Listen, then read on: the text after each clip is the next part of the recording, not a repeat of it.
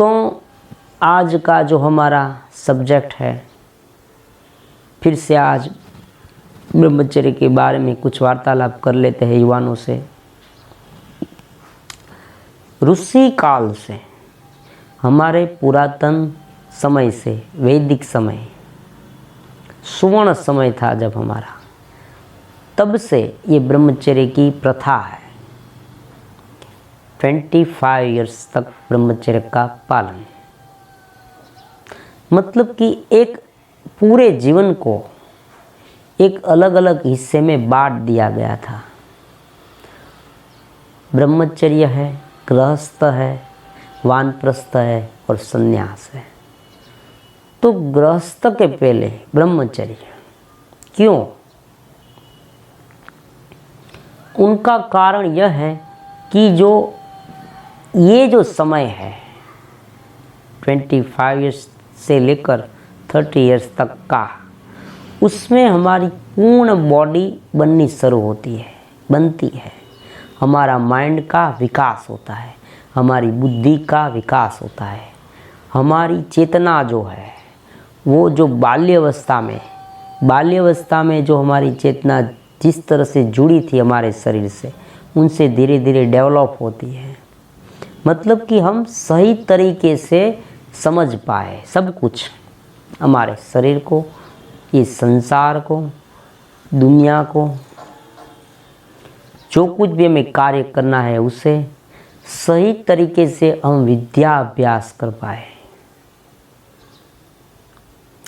आजकल हम जानते हैं कि गहन ग्रंथों का क्या अर्थ है वो हमें जल्दी से समझ में नहीं आता।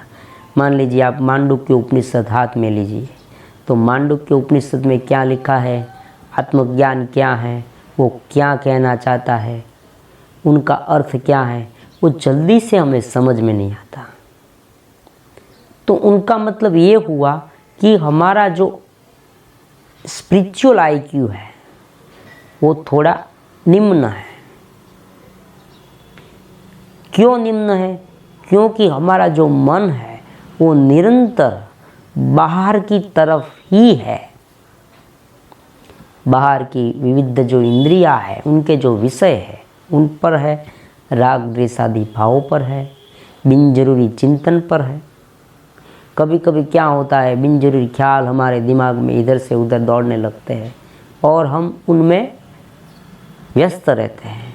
जिस तरह से कंप्यूटर का मैं उदाहरण बार बार देता हूँ, कंप्यूटर जिस तरह से कोई दूसरी फाइल ढूंढने में या प्रोसेस करने में लगा है, तो हम उस कंप्यूटर के पास हमारा इच्छित कार्य जल्दी से नहीं करा सकते। तो ऐसी बात यहाँ होती है। तो एक तरफ हमें विकास करना है, शरीर को, मन को, बुद्धि को और प्रज्ञा की जागृति।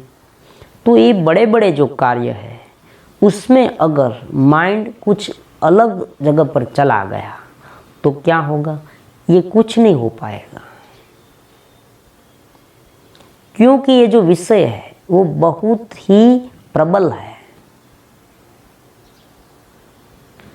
हमारे माइंड को कंडीशनिंग बना देता है। कंडीशनिंग का मतलब यह है कि हमारा माइंड एक प्रकार का शर्ती, देखो कंडीशन का मतलब शर्त है, मतलब कि एक प्रकार का डिपेंडेंट हो जाता है, उससे एक प्रकार की आदत सी हो जाती है।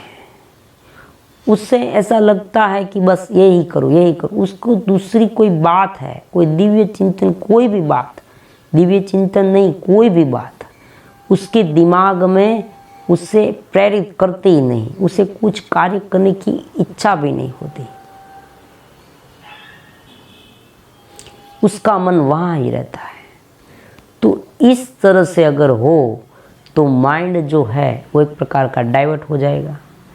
और ये जो डाइवर्जन है वो हमारी शक्ति का भी डाइवर्जन है। पूरी शक्ति वहाँ चली जाएगी। तो इसलिए 25 इयर्स तक का ब्रह्मचर्य कहा गया था।